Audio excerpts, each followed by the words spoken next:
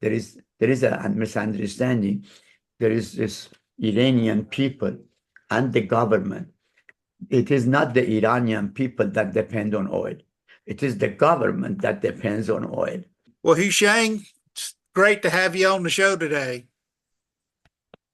Thank you, Michael, for the opportunity. Okay. Yeah, I wanted to have you on because there's a lot going on. You know, of course, the war has been going on now for over a year, and you know, it continues. It looks like it's continuing to start escalating, and you know, Israel has made some, you know, said that they may hit, you know, Iran's oil industry, and I just wanted to kind of get your thoughts on how vulnerable is the Iran oil industry to an Israel attack, or Well, obviously, it is very vulnerable. Iran, although has a diversified economy, but its foreign exchange earnings is almost largely oil-based. So, and some the crude oil and petrochemicals, but it is basically oil. And without that oil, Iran hardly can survive, economically speaking. So it is very vulnerable. Iran needs to at least export around 2 million barrels a day of oil to maintain the status quo. That is not very happy to begin with. So any reduction from that level of export will seriously endanger Iran's economic well-being, generally speaking, and particularly that of the government. There is a misunderstanding. There is this Iranian people and the government. It is not the Iranian people that depend on oil. It is the government that depends on oil. And that's very important. Most people misunderstand that. In the Middle East, it is the governments who depend on oil, not the people. People get very little of that oil. That oil comes to the government's pocket and disappears somewhere. You know, and so yes, my answer is yes, Iran's oil sector is very vulnerable to Israeli attack. But the only thing is whether Israel can really hit Iran oil installations all the way from Tel Aviv, that is from its own soil. I think that capability, I'm not sure, exists. And that is why either another country has to be involved to allow Israel to use some kind of an air base or something, or the United States has to get either directly involved or give Israel the kind of military equipment that would allow it or that make it capable to go all the way from Tel Aviv to Iran. That's a long way. yeah. So, you know, I don't know how involved the U.S. is at this point. I mean, some people say that we're fighting a proxy war now with Iran, and of course, you know, there's been talks about these small boats that they use, these attack boats that they've, you know, attacked U.S. ships with it and stuff like that. So, in your opinion, I mean, is the U.S. already involved in a proxy war with Iran? I would say yes, except that this proxy war, for the time being, is a bit indirect. That is to say, it is, I mean, there is sometimes it is direct. For example, the Iranian, Navy in the Persian Gulf gets involved with, American Navy, but that is very little. That's the minimal. What really makes U.S. involvement in this proxy war is through Israel, largely by sending the most sophisticated American military machinery to Tel Aviv, that is, to Israel. And then most recently, they have been sending some of the very sophisticated technologies that can really not only go all the way to Tehran, but can dip into the ground, God knows how many, feet. But beyond that, it's of course the money part of it, that the US is also giving a lot of money to Israel. Just last week, they sent 100 very sophisticated new missile system with 100 personnel, American. Now, for the first time, the US is not just sending the military machinery, but is also sending its people to operate those systems. And that's a very game changer. That's a game changer. Meaning, if Israel was to respond to the recent Iranian missile attacks, and that will involve, whether we like it or not, the United States very much directly because of this personnel it has sent. So why do you think that, and I going back a ways, I mean, as far as, do the Iranian people actually hate America and do they hate Israel, or is that what the government puts out there? Well, it's very funny, the Iranian view of the America has changed over time. There was a time when the people did not like the US, but the government did under the Shah. Mhm. And then there was a time when the government and the people both didn't like the US. That is during the revolution, for example. Now, increasingly, it sounds like the government doesn't like the US, but the people do like. So there is a big gap between the people and the government, while increasingly or more Iranians are don't have any animosity toward the US, but the Iranian government, of course, does consider the US an enemy. So there is a big divide between the people and the government. I know when I was in college, I had a couple of uh, roommates that lived next door to us, and they were from Iran, and they loved the U.S. I guess once you get over here, I mean, it's like anything else, right? When you're here, and you start meeting people, and you get the government out of it, and when people talk to people, then obviously we're not much different. That is very true. That is very true. In fact, uh, I believe the Iranian people, of course, I mean, I have to also say that there are Iranian people who are anti-American, Right. no question about it. But I believe an absolute majority don't think that way. Yeah. That even relative to Israel, the Israeli situation a bit different. I would say that a majority of Iranians don't like Israel, but a minority does. So there, the divide isn't as much as that it relates to the US. That is, in the US case, the divide between the people and government is very wide, while relative to Israel, that divide isn't that big. That is, the government and the people, generally speaking, are on the same side. So if this war does, continue to escalate and the U.S., stops buying oil from Iran and, and I guess China has been buying oil from Iran and now their economy is obviously hurting. So I heard more recently that they're not buying as much as they were from Iran. And so who actually buys the oil from them, the oil and gas? Yeah, I mean, Iran, I think as we speak, is producing about around 3.94 million barrels of oil a day, Right. of which, believe it or not, 2.3, 2.2 million barrels of it is internal consumption. And the rest, 1.7 or something, is for export, of which almost 800 million barrels a day goes to China only. So the China is the biggest one.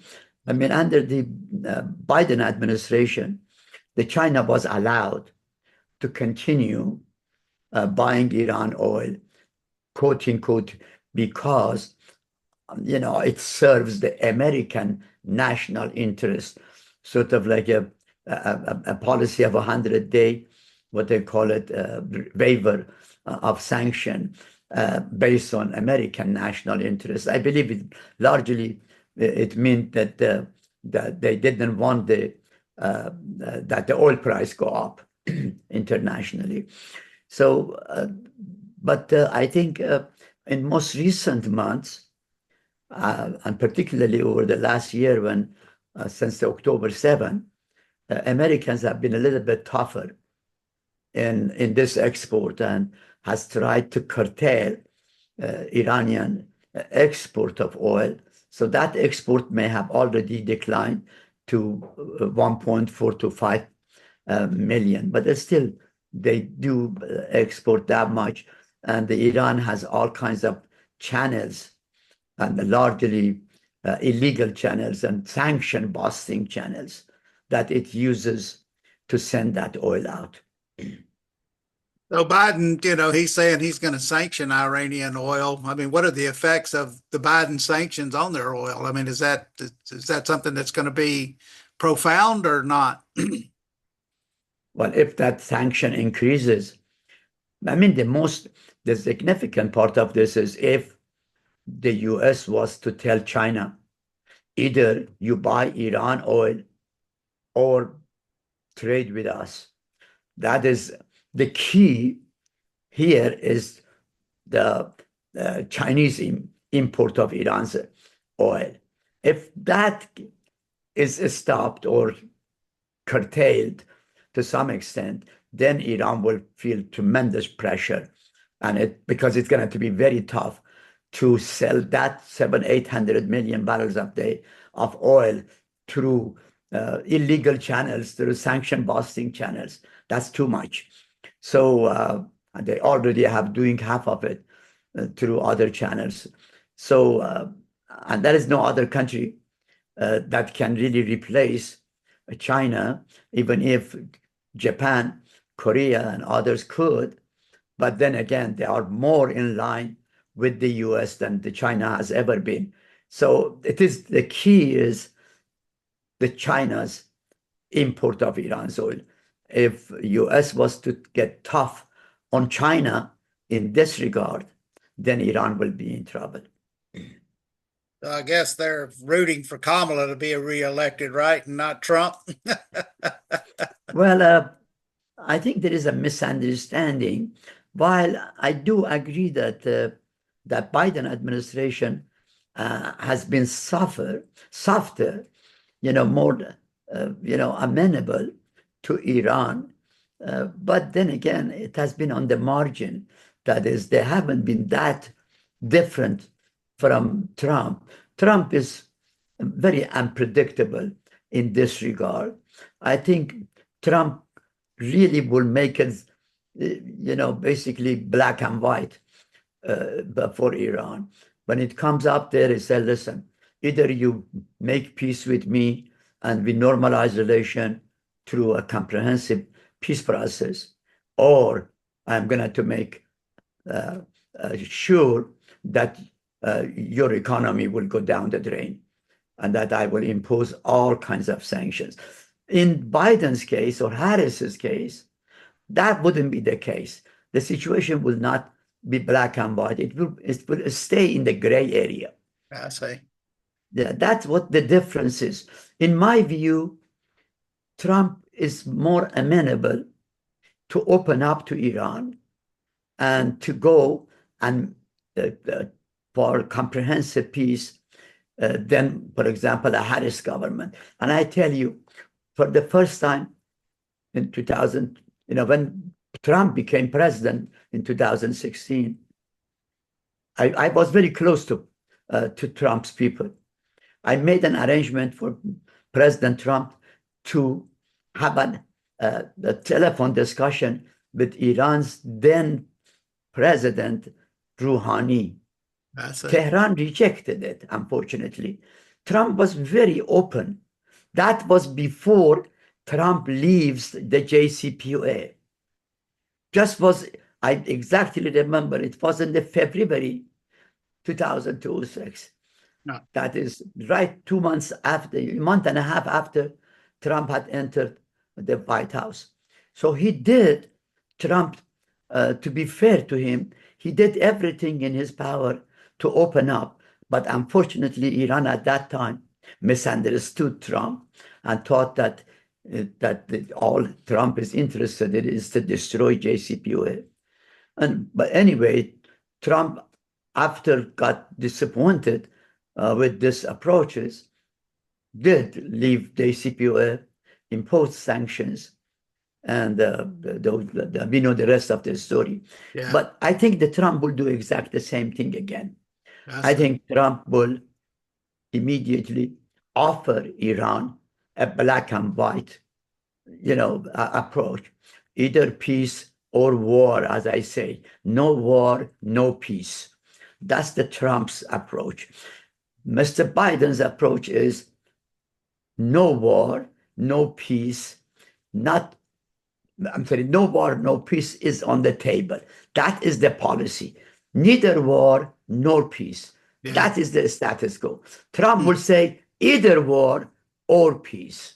These are very different approaches. I personally like this second approach, either war or peace, because the status quo of no war, no peace has really been problematic. That has been the most, I would say, the terrible mistake that American foreign policy has made vis-a-vis Iran. Hmm. They have for many years have allowed Iran to maintain the status quo of no war, no peace, because the Islamic Republic loves no war, no peace. I cannot have war with you. I don't want a peace with you either. So let us stay with a state of no war, no peace. And that doesn't serve either country. Yeah. It hasn't served Iran. It hasn't served the US. I think Trump will take that no war, no peace off the table and leave on the table war or peace. And that is the way to go. I agree with you. I mean, Trump's a businessman, so, he's wanting to do a deal and, and so I agree with that 100%. I think, and then that is the way to go. It is not just, I mean, believe me, I have been in US-Iran relations for almost 35 years non-stop, trying to mend relations. I have an American-Iranian council and a big thing. But throughout this, through the 3 decades plus, I have really seen that this relationship between US and Iran suffers from that no war, no peace status quo. Neither side had the will to change it. Both sides, the Iran wanted no war, no peace, and the American wanted that. And they also made Israelis and others to accept that status quo. But then I have to tell you, after this October 7, that status quo has become increasingly unstable, and it is impossible to sustain it. Yeah. It is very unsustainable now. And that is why either Trump or Harris, they really must go to the either war or no peace policy and solve the problem once forever. So how do the other Arab nations look at it? The other Arab nations want of course, the Arab nation don't want a no war, no peace. They want a war, war, war. Israelis want war, war, war. Huh. But I have been telling the Americans, listen, you offer Iran war and peace. And you, American, say to Iran, we are for peace and we will pay the price for it. If you are also ready to pay that price for peace in a comprehensive negotiation where everything is on the table toward normalization of relation and economic cooperation. But then again, believe me, no American administration since last 3 decades have dared even to put that no either war or peace on the table. They are afraid of it. To my Yeah. surprise, I was in the State Department some years ago when I offered them this particular policy. The answer was, Hooshang, what will happen if Iran was to take the war option? I said, you must be out of your mind. And he was a big man. I said, you must be out of your mind that in relation to the US, Iran will take war option. Think about it. Yeah. If Iran, so unfortunately, there is a tremendous misunderstanding of Iran's will to fight. Iran doesn't have that will to fight. But because the US doesn't have that will either, Iran abused the situation and kept the no war, no peace on the table. That So what is the is problem. If I was to ask, what is the problem between US and Iran? I say there is only one problem. That both sides have put the no war, no peace on the table for them, for each other. Period. It is not the bomb, it is not the missile, it is not the nuclear energy, none of this. The only problem between US and Iran is a simple policy problem that neither US nor Iran wants to change that no war, no peace status quo. Period. do you think that's coming from the politicians or from, the Pentagon and the people that actually run the government? I mean, they seem to be pro-war, whenever they can because they make money off of it, right? Yeah, believe it or not, I believe it is a combination from the Defense Department to the State Department to National Security Council. I have worked with all of them. Can you believe that an American general one day came and said, many times we went to the war room, to whatever that place is, Right. did this, and it's to sit and decide whether we should start a war with Iran. Every time when we went there, we came out deciding against war. That's an American general, 5-star general, said, I forgot his name. He's very famously said that. And when he was asked why, he said, I never understood that. Why? Why we American don't want to fight fight Iran? We just don't. We just don't.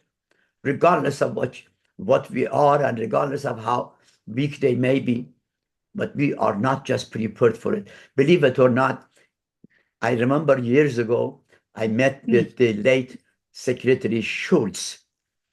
Schultz, Mr. Schultz, very famous guy. Right. He's passed. Yeah. He told me the same.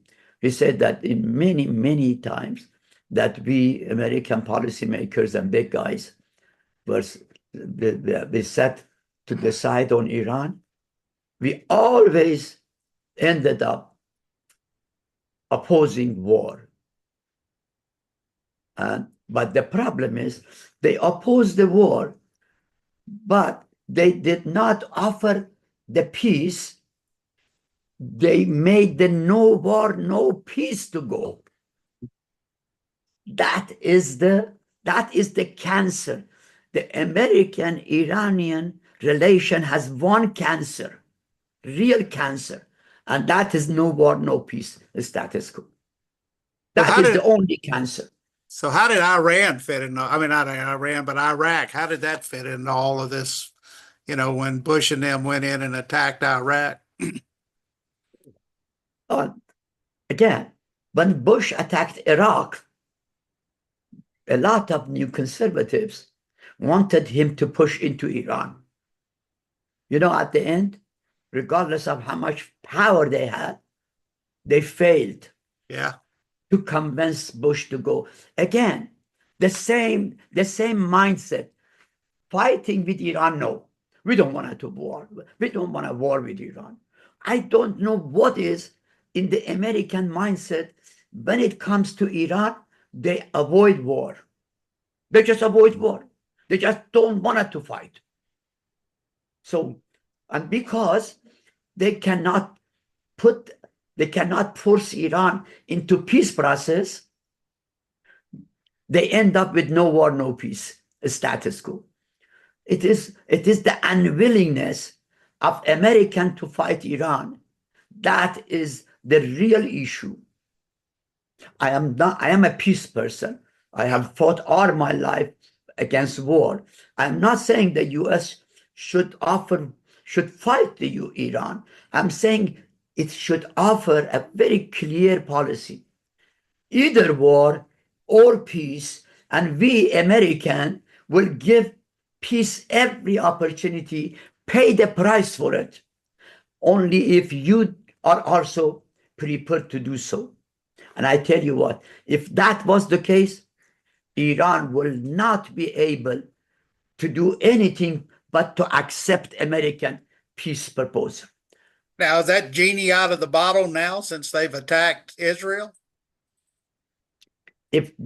Well, again, the reason Iran can attack Israel, I believe, is because Iran is convinced by its experience of the last 4 decades that America is not going to get involved with us in a war. So they see themselves just Israel and Iran, and Israel by itself alone, even if it has a nuclear power, but it cannot fight Iran.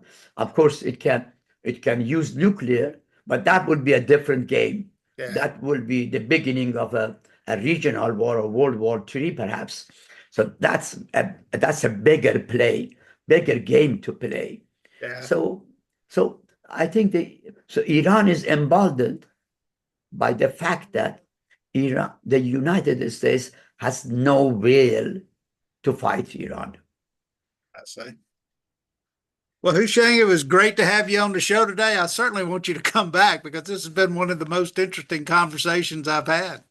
Thank you. I do appreciate that. Anytime. Okay, Michael? All right. Well, thank you very All much. right. And I look forward My to talking pleasure. to you again. Sure. Bye-bye. My pleasure. Thank you. This podcast is a presentation of Rich Dad Media Network.